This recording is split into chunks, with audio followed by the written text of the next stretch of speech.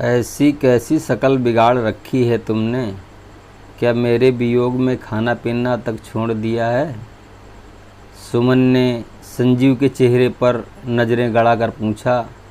क्या करूं सुमन, जब से तुम मायके आई हो मुझे कुछ भी अच्छा नहीं लगता, ना घर में जी लगता है ना बाहर।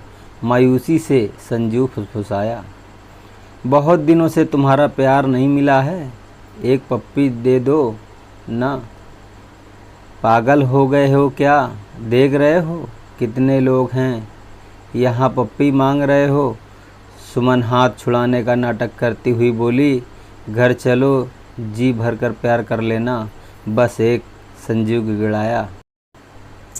बड़े बेसब्र हो, जी चलो ले लो। तुम भी याद करोगे कि दिलदार बीवी से पाला पड़ा है, सुमन ने कहा। संजीव ने उसके गोरे गालों पर अपने ओठों की छाप छोड़ दी। सुमन ने साड़ी के पल्लू से अपना गाल रगड़ा और ठंडी सांस लेकर बोली, मेरा मन तुमसे लिपटने को बेकरार हो रहा है, बस अब सवारी पकड़ो और घर चलो। आज की रात फिर से हमारी सुहाग रात होगी। संजीव बीबी की बात पर रोमांच से भर उठा। वह काफ़ी खुश था, ख़ास तौर पर इस बात पर कि लड़ने झगड़ने वाली बीवी, उसकी बीवी इतनी अच्छी बातें कर रही थी। उसे याद नहीं आ रहा था कि अंतिम बार सुमन ने उससे इस तरह कब बात की थी। काफ़ी मनाने के बाद वह मायके से वापस आने को तैयार हुई थी। वापस आते समय सुमन ने इतने अच्छे मूड में थी कि संजीव को विश्वास नहीं हो पा रहा था। वह शायद यह नहीं समझ पाया कि इंसान जब अपनी फितरत से हटकर व्यवहार करे तो समझ जाना चाहिए कि वह कुछ खेल खेलने वाला है और उसे अपनी मीठी बातों में फंसा रहा है। सुमन तेज तर्रार बीवी थी और वह सीधा साधा इंसान था। आखिर वह कैसे समझाता कि उस बीवी की भावनाओं के साथ ही नहीं, उसकी ज़िंदगी के साथ भी खेल खेलने वाली है। संजीव ने बस पकड़ी और सुमन के साथ अपने घर वापस आ गया। 9 मार्च की सुबह सुमन अलसाई सी उठी, उससे किसी के दरवाज़ा पीटने की आवाज़ आई। जाकर दरवाज़ा खोला तो सामने पड़ोसन खड़ी थी। दरवाज़ा खुलते ही पड़ोसन ने उसे घर के बाहर खड़ी जहाँ पर नाली के किनारे संजीव के पड़े होने की बात बताई। सुमन तुरंत संजीव के पास पहुँच गई और उसे उस हालत में पड़ा देख रोने पीटने लगी। सुमन के रोने की आवाज़ सुनकर पहले आस पड़ोस के लोग, फिर पूरे गांव के लोग वहां एकत्र हो गए। संजीव की सांसें थम चुकी थीं, यानी उसके साथ कोई घटना घटित हुई थी। मामला शाहजहांपुर जनपद के आलागंज थाना क्षेत्र के गांव दहना मनिहार का था। पास के गांव गोहरा में संजीव का छोटा भाई विवेक अन्य परिजनों के साथ रहता था। खबर मिलते ही वह भी आ गया। इसी बीच किसी ने यह सूचना आलागंज थाने में दे दी थी। सूचना पाकर थाना प्रभारी सुधाकर पांडे पुलिस टीम के साथ घटनास्थल पर पहुंच गए। वहां पहुंचकर उन्होंने पहले लाश का निरीक्षण किया। मृतक के गले पर काफ़ी सूजन थी और शरीर के अन्य हिस्सों पर पीटे जाने के निशान मौजूद थे। लाश का निरीक्षण करने के बाद उन्होंने मृतक संजीव की पत्नी सुमन से पूछताछ की तो उसने बताया कि रात में उसके पति साथ में सोए थे। सुबह उठी तो ये बाहर इस अवस्था में पड़े मिले। हो सकता है सुबह जल्दी दूध लाने के लिए निकल गए हों, तभी उनको किसी ने मार दिया हो। इसके बाद अन्य घरवालों व पड़ोसियों से आवश्यक पूछताछ की गई। फिर पुलिस ने लाश पोस्टमार्टम के लिए मोर्चरी भिजवा दी और थाने लौट गए। विवेक ने अपने भाई संजीव की हत्या का आरोप उसकी पत्नी सुमन, सास केशवती, साले मुनीस और मुकुल उर्फ सोनू पर लगाते हुए थाने में तहरीर दी, जिसके आधार पर पुलिस ने सभी नामजद के विरुद्ध भावंती की धारा 302 के तहत मुकदमा दर्ज कर लिया। थाना प्रभारी पांडे ने सुमन से पूछताछ की। पूछताछ के बाद उसे जाने दिया गया। इसके बाद जांच के नाम पर केवल खानापूर्ति ही करते रहे। इसी बीच उनका ट्रांसफ़र हो गया। उनकी जगह निगाहों थाने से ट्रांसफ़र होकर आए इंस्पेक्टर इंद्रजीत भदौरिया थाने का चार्ज लेते ही उन्होंने थाने में दर्ज मुकदमों की फाइलें देखी तो उनमें संजीव हत्याकांड की फाइल भी थी। उन्होंने केस का गंभीरता से अध्ययन किया और जांच में जुट गए। उन्होंने सुमन के मोबाइल नंबर की कॉल डिटेल निकलवाई तो घटना वाले दिन सुबह से देर रात तक एक नंबर पर सुमन की बात होने के बारे में पता चला। उस नंबर पर सुमन हर रोज़ बात करती थी। उस नंबर की डिटेल निकलवाई गई तो वह बरेली में एक्टिव था, लेकिन घटना की रात उसकी लोकेशन घटना स्थल की मिली। इसके बाद थाना प्रभारी इंद्रजीत भदौरिया ने 14 जून को सुमन को उसके बरेली स्थित मायके से गिरफ्तार कर लिया। उसे थाने लाकर महिला कांस्टेबल साधना की उपस्थिति में उससे कड़ाई से पूछताछ की गई। पुलिस के सामने उसने पति की हत्या करने का जुर्म स्वीकार कर लिया। साथ ही उसने बताया कि इस हत्या में उसके प्रेमी अमित ने उसका साथ दिया था। उत्तर प्रदेश के महानगर रायबरेली का एक थाना है बिथरी चैनपुर। इस थाने के अंतर्गत शहर से सटा एक गांव चंदापुर है। इसी गांव की निवासी थी सुमन। सुमन के पिता हरप्रसाद खेतीबाड़ी करते थे। परिवार में सुमन की मां केसरवती, 2 भाई मुनीस मुकुल उर्फ सोनू व 2 बहनें सीमा और सरिता थीं। सुमन सबसे छोटी थी। किशोर अवस्था में आते ही सुमन के शरीर में काफ़ी परिवर्तन आ गए थे। अब वह न बच्ची थी और न ही पूरी तरह से जवान, लेकिन जवानी की बाहर आने की शुरुआत हो चुकी थी। हर किसी की निगाह उसके बदन पर आकर टिक जाती थी। उस समय सुमन बरेली के कुसुम कुमारी इंटर कॉलेज में 9वीं कक्षा की छात्र थी। सुमन की एक सहेली रानी परुतित नाम की थी। वह रानी से मिलने उसके घर आया जाया करती थी। वहीं रानी के भाई का दोस्त अमित आता जाता था। अमित बरेली के नवादा में वनखंडी नाथ मंदिर के पास रहता था। उसके पिता रमेश कुमार प्राइवेट नौकरी करते थे। अमित पढ़ रहा था। आने जाने के दौरान सुमन का अमित से परिचय हुआ। दोनों में बातें होने लगीं। समय के साथ दोनों में दोस्ती हो गई। जल्दी ही दोनों काफ़ी घुल मिल गए। साथ घूमते मौज मस्ती करते, एक साथ समय बिताते बिताते दोनों एक दूसरे को चाहने लगे थे। उनकी चाहत आँखों से झलकने लगी तो दोनों को समझते देर नहीं लगी कि एक दूसरे को चाहते हैं। चाहत बेपर्दा हुई तो जुबां से भी इंतज़ार हो गया। दोनों ही अपने दिल की मुराद पूरी होने पर काफ़ी खुश हुए। समय के साथ उनका प्यार परवाने चढ़ने लगा। दोनों के बीच दैहिक संबंध भी बन गए। इसी बीच अमित के घर वालों ने उसकी शादी तय कर दी। जब अमित की सुमन से मुलाकात हुई तो अपनी शादी तय होने का जिक्र करते हुए उससे शादी करने की इच्छा जताई। वह सुमन से प्यार करता था और शादी भी उसी से करना चाहता था। सुमन ने अमित की शादी करने की इच्छा को यह कहकर शादी करने से मना कर दिया कि वह दूसरी जाति से है। उसके भाइयों को पता चल गया तो वह शादी तो होने नहीं देंगे, साथ ही उसकी पढ़ाई भी बंद करा देंगे। सुमन का जवाब सुनकर अमित कुछ नहीं बोला। सन 2009 में अमित का विवाह सुमन के बजाय किसी और से हो गया। इसके बाद सुमन का उससे मिलना जुलना बंद हो गया। संपर्क टूटा तो सुमन फिर से अपनी पढ़ाई पर ध्यान देने लगी।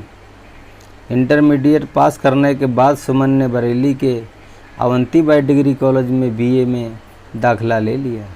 बीए की पढ़ाई पूरी होते होते उसके घर वाले उसकी शादी के लिए रिश्ता तलाशने लगे थे। एक रिश्तेदार की मदद से उन्हें शाहजहांपुर जनपद के गांव दहना मनिहार निवासी संजीव श्रीवास्तव के बारे में पता चला। संजीव दिल्ली में रहकर सिलाई का काम करता था। उसके परिवार में पिता महावीर, माँ माया देवी के अलावा छोटा भाई विवेक और 3 बहनें प्रेमलता, सपना और छाया थीं। विवेक भी दिल्ली में रहकर एक फैक्ट्री में काम करता था। बहनों में केवल प्रेमलता की ही शादी हुई थी, लेकिन बाद में उसकी मृत्यु हो गई। बताते चलें कि संजीव शादीशुदा था, लेकिन उसकी पत्नी की मृत्यु हो चुकी थी।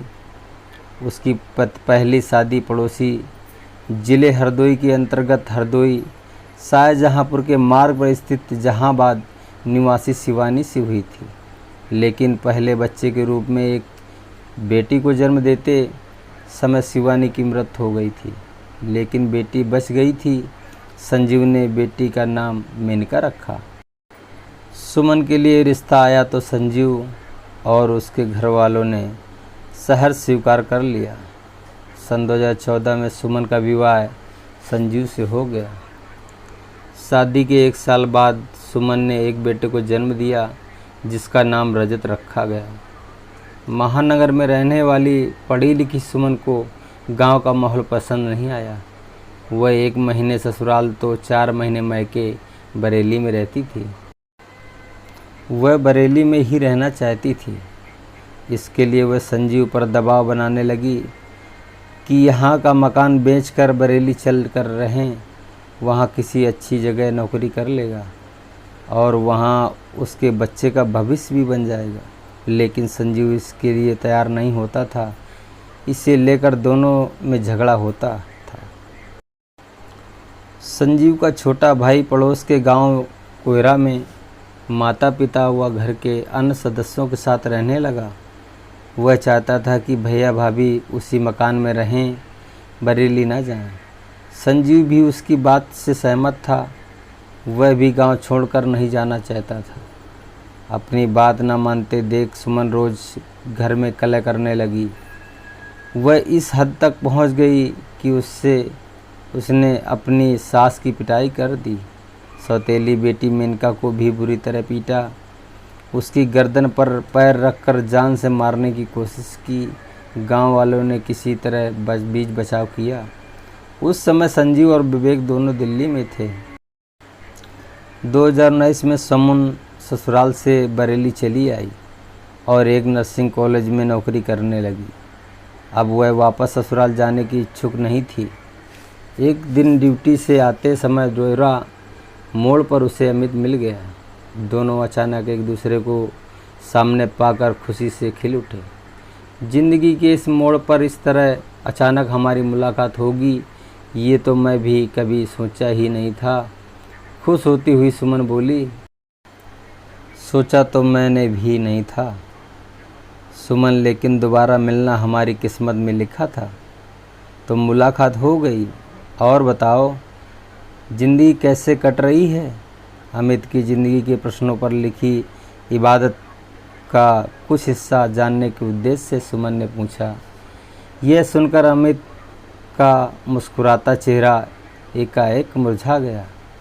बोला, क्या बताऊं, ज़िंदगी बस घुट घुट कर कट रही है। क्यों शादी करके खुश नहीं हो? बीवी ख्याल नहीं रखती है तुम्हारा? अमित की परेशानी जानने के उद्देश्य से सुमन ने पूछा। अरे पूछो मत, जीना हराम कर रखा है। उससे शादी करके तो ज़िंदगी और भी बदतर हो गई है। हर समय कलेश करती है, बात बात में टोका टाकी करती है। वह दुखी मन से बोला, तुम अपनी ज़िंदगी में खुश नहीं हो? मैं अपनी ज़िंदगी में खुश नहीं हूँ। मेरा पति गांव में रहता है। मैं उससे बरेली आकर रहने को कहती हूँ तो तैयार नहीं होता। यहाँ आने के लिए गांव में ही डेरा डाल पड़े हैं। इससे लेकर हमारे बीच झगड़ा होता है, मगर उस बंदे पर कोई असर नहीं होता। अपने हाथ मेरी ज़िंदगी खराब कर दी रखी है। अमित कुछ सोचकर बोला, सुमन, हम दोनों ही अपनी अपनी ज़िंदगी में खुश नहीं हैं। मैं अपनी बीवी से खुश नहीं हूँ, तुम अपने पति से। हम दोनों की परेशानियाँ का हल निकालने के लिए ही शायद किस्मत ने हमें फिर से मिलाया है। कैसे निकलेगा हमारी परेशानियों का हल? बेचैन सुमन अमित से पूछ बैठी। हम दोनों ही अपने अपने जीवन साथी को ख़त्म कर दें तो आराम से एक साथ रह सकते हैं। अमित ने उसकी आंखों में देखते हुए परेशानी से बाहर आने का रास्ता बता दिया। सुमन उसकी बात पर कुछ देर सोचती रही, फिर बोली, ठीक है, सबसे पहले मेरे पति को हटाओ। ठीक है, तुम अपनी ससुराल चली जाओ। पति को मना कर उससे प्यार भरी बातें करो। किसी दिन आकर मैं तुम्हारे साथ संजीव का काम तमाम कर दूंगा, अमित ने सुझाव दिया। सुमन ने सहमति दे दी। फिर दोनों ने एक दूसरे का मोबाइल नंबर लिया और अपने अपने घर चले गए। इसके बाद दोनों की मोबाइल पर रोज़ाना बातें होती रहीं।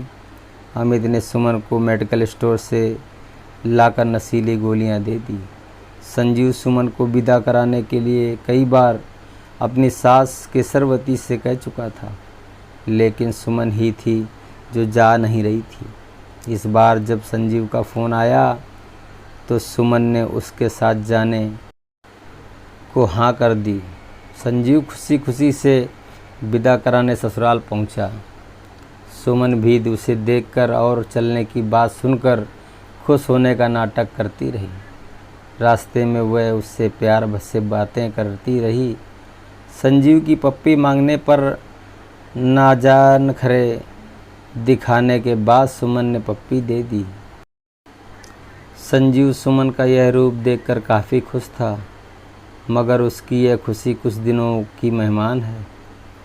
उसे इसकी भनक तक नहीं थी कि सुमन का त्रिया चरित्र वह भांप नहीं पाया था। सुमन संजीव के साथ ससुराल आ गई। 8 मार्च 2020 को सुमन अमित से सुबह से ही बात करने लगी है कि कैसे, क्या और कब करना है। फ़ोन पर अमित से उसे समझाता रहा कि रात को ही संजीव को ठिकाने लगा देना है। रात 9 बजे संजीव खेतों पर चला गया। रात 12 बजे के करीब वह घर लौटा। सुमन ने चाय बनाई और उसमें नशे की 2 गोलियां मिला दी और चाय संजीव को पीने के लिए दे दी। संजीव चाय पीने के बाद आधे घंटे में ही बेहोश होकर लुढ़क गया। तभी सुमन ने अमित को फ़ोन करके संजीव के बेहोश होने की खबर दे दी।